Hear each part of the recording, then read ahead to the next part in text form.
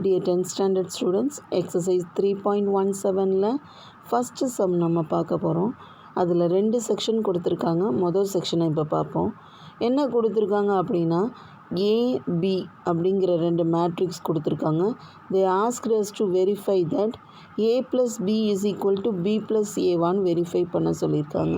பொதுவாகவே அடிஷன்னா commutative property satisfy ஆகும்னு நமக்கு தெரியும். இருந்தாலும் நம்ம இங்கே வெரிஃபை பண்ணி பார்க்கலாம். ஃபஸ்ட்டு எல்ஹெச்எஸ் எடுத்திருக்கேன். ஏ ப்ளஸ் பி.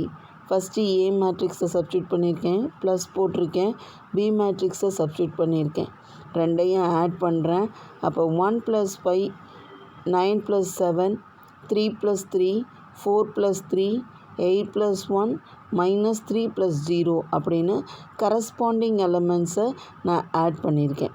அப்படி ஆட் பண்ணது மூலமாக எனக்கு என்ன கிடச்சிதுன்னா 6, 16, 6, 7, 9, -3 கிடச்சிச்சு.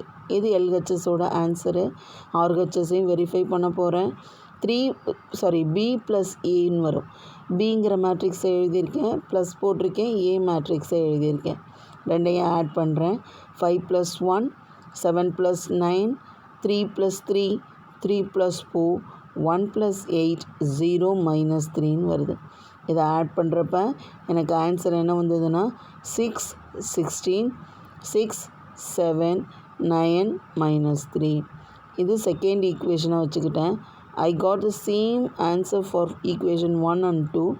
Therefore, I conclude that a plus b is equal to b plus a. LHS is equal to RHS. Commutative property matrix additionல satisfy ஆயிடுச்சு. Therefore, hence it is verified. நம்ம conclude பண்ணிடுறோம். சரியாடா?